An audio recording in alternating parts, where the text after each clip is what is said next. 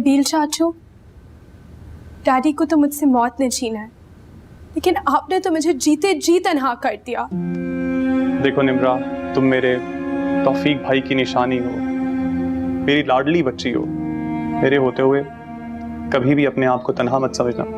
नहीं नबील चाचू, आपको मेरी फीलिंग्स की जरा भी परवाह नहीं है।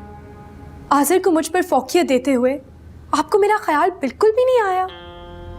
मैं दादी को उसके पास नहीं जाने दूंगी। मेरे लिए मेरी माँ की ख्वाहिश, उनकी खुशी बहुत अहम है। तुम देखो, मैं चला जाऊंगा, उसके बाद मेरी माँ बहुत अकेली हो जाएंगी, तुम अपनी लाइफ में बिजी हो जाओगी, भाभी की अपनी मसरूफियात हैं। तो तुम्हारा क्या मतलब है? आज़र उनका हमसे ज्यादा ख्याल रखेगा? भाभी, यही हकीकत है। नहीं तो वो आज़र के पास जाने के लिए इतना जिद ना करती। मेरे से ज्यादा ये बात आपको मालूम है कि जो बच्चे और बूढ़े होते हैं वो प्यार और मोहब्बत की जानिब अट्रैक्ट होते हैं, और उनको जहाँ पर प्यार मिलता है वहीं पर जाते हैं। लेकिन नबील चाचू, दादी को कम से कम यह एहसास तो होना चाहिए था कि आज़र ने मेरे साथ कितना बुरा किया है। इमरा, तुमने कभी अपनी दादी के एहसासात की परवाह की है? कभी सोचा है तुमने तौफीक भाई के जाने के बाद वो अंदर से कितना टूट गई हैं? और सिर्फ वही तुम्हारे बारे में क्यों सोचें? कभी ये फर्ज तुम ही अदा कर दिया करो।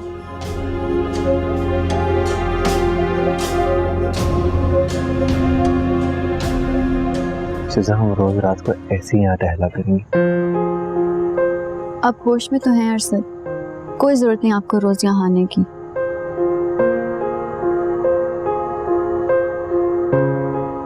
कैसे छोड़ दूं मैं तुम्हें?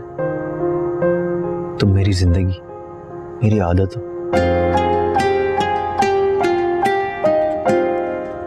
ये कैसे खुदगर्ज मोहब्बत है आपकी अरसद, जो मेरे लिए मुश्किलात पैदा करती रहती है। तुम कुछ भी समझो, लेकिन अब मैं तुम्हारे बगैर नहीं रह सकता शिजा। अरसल, समझने की कोशिश करो। अगर अस्मा चची और मिशेल को पता चल गया, वो तो यही समझेंगी ना कि ये मेरा प्लान था अपने घर आने का। ये मेरा वादा है तुमसे, मैं तुम पर कोई आंच नहीं आने दूंगा। मिशेल पर ये कभी जाहिर नहीं होने दूंगा कि मैं तुमसे मिलता।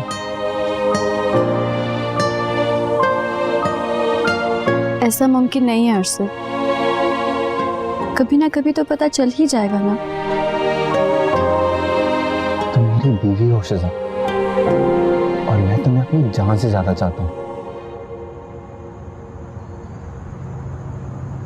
अगर तुम ऐसे ही डरती रही ना, तो मैं अभी जाकर मिशेल को बता दूंगा कि।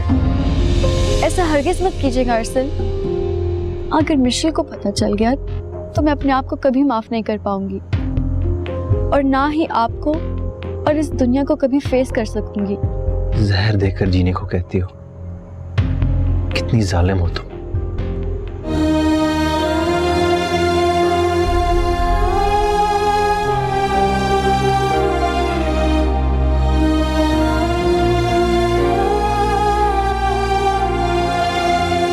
हेलो राबिया, ये अरसल अभी तक निकला है कि नहीं? मैं तो 2 बार उसे कह चुकी हूँ, उसका यहाँ से जाने को दिल ही नहीं कर रहा। हो, देखें बहुत गड़बड़ हो जाएगी इस तरह तो। अगर मिशेल को जरा भी शक हो गया ना, कयामत आ जाएगी। नजमा, मेरे ख्याल में बरसर को फैसला कर ही लेना चाहिए कि उसे किसके साथ रहना है। अरे, आप सब कुछ जानते हुए भी अनजान बन रही हैं राबिया जी। अरसल सिर्फ और सिर्फ शिजा की मोहब्बत को दिल में बसाए बैठा है, लेकिन आपकी बेटी की जिद के आगे मजबूर है।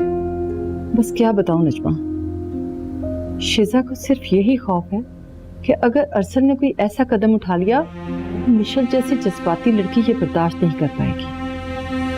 और मैं आपको बताऊं नजमा, सारा इल्जाम मेरी बच्ची पर ही आएगा। तो फिर क्या किया जाए? आखिर ऐसा कब तक चलेगा? नजमा, आप अरसल को समझाएं कि वो मिशेल के साथ खुश रहने की कोशिश करे और शिजा को हमेशा के लिए छोड़ दे। इसी में हम सबकी बेहतरी है।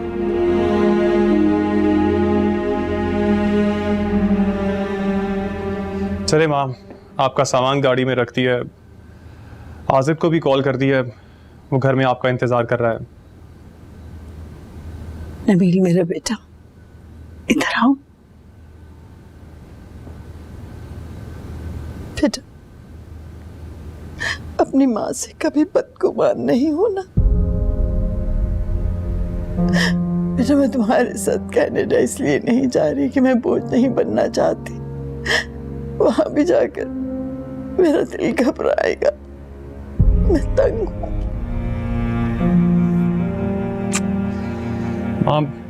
आप बिल्कुल भी मुझे सफाई मत दें, मैं समझता हूँ। बेटा मेरी वजह से तुम्हारा दिल भी तो टूटा। और मेरी वजह से कई बार आप हर्ट हुई हैं, मैं तो ऐसे नहीं रोया।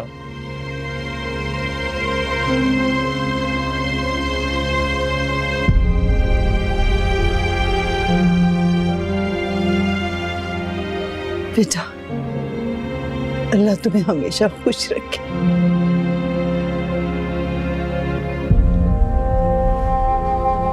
आसमा, आसमा, भाई कहाँ हो तुम? मुझे पूरा यकीन था कि रास्ते में कोई ट्रैफिक जैम नहीं मिलेगा और आप बिल्कुल वक्त पे घर आएंगे। और इस बात की गवाही ये चाय के कप दे रहे। फिरोज, जब दिल मुतमईन और खुश हो ना तो हर बात खुद ब खुद सही होती जाती है। क्या बात है, आज तुम्हारे चेहरे पे बहुत सुकून नजर आ रहा है। आज बहुत अरसे के बाद मुझे मिशेल की तरफ से इत्मीनान हुआ है। क्या मतलब? शिजा हमेशा के लिए अपने घर चली गई है।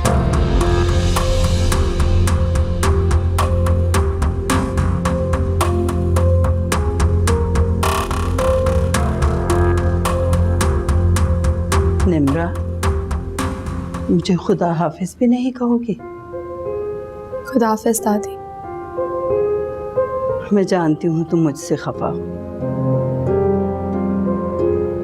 लेकिन मैं फिर भी जा रही हूँ।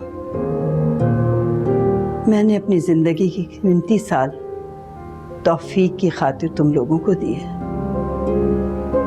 लेकिन अब जो मेरी थोड़ी सी जिंदगी बाकी रह गई है उसे मैं अपने ढंग से जीना चाहती हूँ। अम्मा, आप तो ऐसे कह रही हैं जैसे हमने आपके साथ कोई बहुत ज्यादती कर दी हो। ज्यादती से मेरा मतलब बददयानती और बुरा सलूक नहीं है, बल्कि मोहब्बत से आ रही वो ठंडा रवैया है जो एक फालतू और नाकारा चीज का एक कोने में पड़े रहने का एहसास है, जिससे मुझे अंदर से तन्हा और खोखला कर दिया है। आप लोग अगर माँ को ढंग से रुखसत नहीं कर सकते तो कम से कम जाते हुए उनका दिल ना दुखाएं।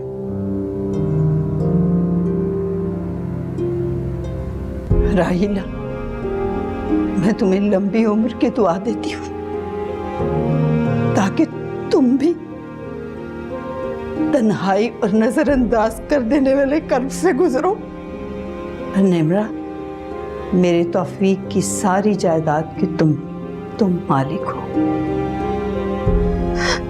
इस पर नबील का, मेरा और आसिर का कोई लेना देना नहीं है। चलो बेटा।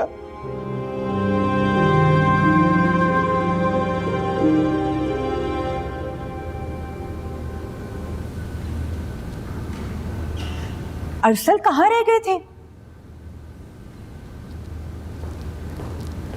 12 बज गए बेटा, टाइम देखा है तुमने? आप जानती तो हैं मैं वहां था जहाँ वक्त का कुछ पता नहीं चलता। हद होती है अरसल, तुम्हारी अकल पर शीजा की मोहब्बत के ऐसे पर्दे पड़ गए कि तुम्हें मौके और वक्त का कोई एहसास ही नहीं रहा। आखिर बात क्या है?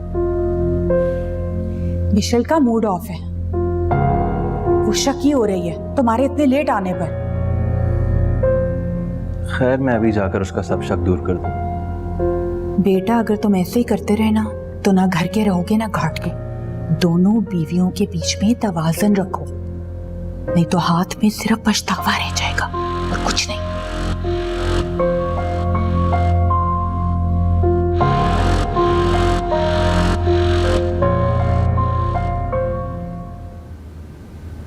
अस्सलाम वालेकुम दादी। वालेकुम अस्सलाम, मेरा बच्चा। अस्सलाम वालेकुम नबील चाचू।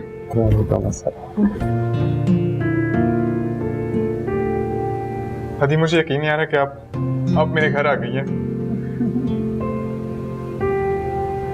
थैंक यू नबील चाचू। आइए चलिए इधर आइए।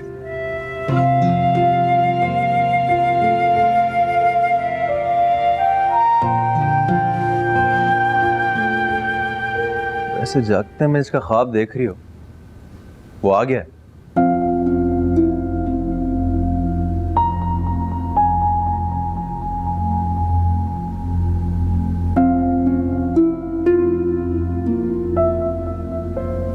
प्लीज यार मिशेल, ऐसे तो नाराज ना हो मुझसे। कम से कम देर से आने की वजह ही पूछ लो। मुझे कुछ नहीं पूछना, प्लीज सोने दे मुझे। ठीक है, फिर मैं वापस चला जाता हूँ। कहाँ? वही अपने बोरिंग ऑफिस, जहाँ चाइनीज डेलीगेशन आके अपनी किंग पाओ कर रहा था। हंसी तो फंसी। अरसद, पता है आपको मुझे इतने अजीबो गरीब वहम आ रहे थे। प्लीज आइंदा इस तरह से लेट मत होइएगा। और अभी मम्मी बता रही थी कि शिजा वापस अपने घर चलेगी। तुमने कुछ कहा? जी, मुझे लगता है मेरी किसी बात का गहरा असर लिया उसने। बुरी बात है यार मिशेल, मैंने कहा था उसका दिल कभी जानबूझकर मत दुखा। आई नो अरसद, पता नहीं मुझे क्या हो जाता है जब मैं उसे देखती हूँ। मेरे दिल में कितना अजीब सा लावा उबलने लगता है। अब शिजा मेरी दोस्त नहीं, सौतन बन गई है।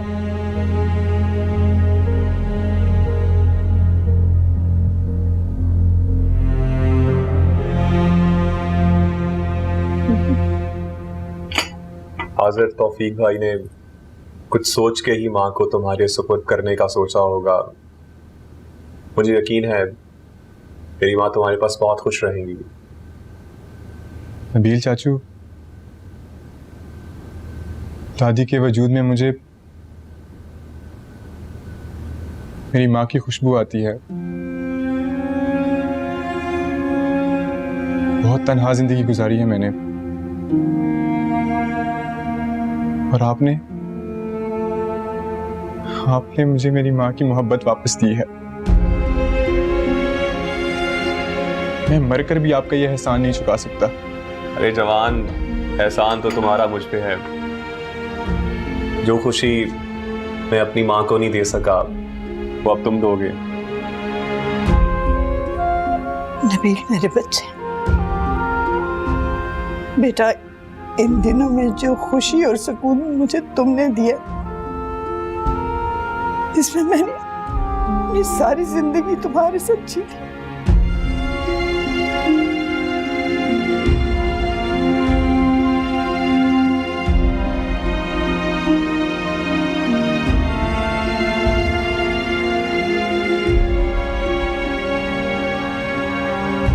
अच्छा माँ,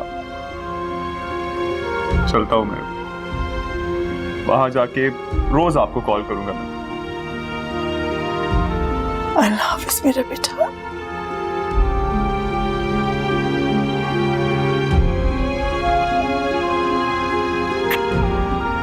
अल्लाह हाफिज माँ। चलिए।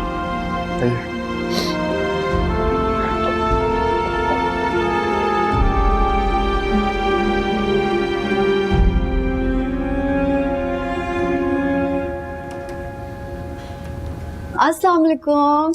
वालेकुम सलाम। क्या हाल है शिजा? मैं बिल्कुल ठीक। फिरोज चाचा, मुझे आप बहुत याद आ रहे थे। तुम इस तरह घर छोड़कर क्यों आ गई? मेरा घर तो यही है चाचा। मिशेल के घर तो मैं सिर्फ मिशेल की जिद की वजह से गई थी। बिल्कुल गलत। तुम्हारा भी उन खुशियों पे उतना ही हक है जितना मिशेल का है। मैं तुम्हें उसकी बेवकूफियों की भेंट नहीं चढ़ने दूंगा बेटा। फिरोज चाचा, मिशेल तो अभी से अपने जज्बाती फैसले पर घबरा गई है। वो अरसल को किसी के साथ शेयर नहीं कर सकती, और मैंने सोच लिया कि मैं दोबारा उस घर में कभी नहीं जाऊंगी। लेकिन शिजा,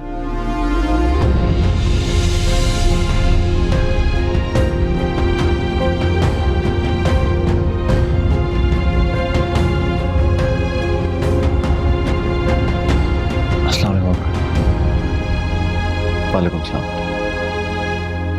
मुझे खुशी है कि तुम शिजा को लेने आए, लेकिन तुम्हें मिशेल को समझाना चाहिए ना कि अपने फैसले खुशनुदी से निभाए। जी अंकल, मैं कोशिश तो करता हूं, लेकिन वो तो पूरी सौतन बन गई है। दोस्ती का रिश्ता समझे खत्म। शिजा, अब तुम्हें अरसल लेने आ गया है ना, तुम्हें उसके साथ घर वापस चले जाना चाहिए। मैं अब कभी वापस नहीं जाऊंगी, और प्लीज आप मुझे फोर्स मत कीजिए। नहीं बेटा, मैं फोर्स नहीं कर रहा तुम्हें। मिशेल से बात करने से पहले तुमसे मिलना जरूरी था। अच्छा ये बताओ, क्या वजह थी जो तुमने घर छोड़ा? अंकल, उससे पहले मैं आपसे एक जरूरी बात करना चाहता हूँ।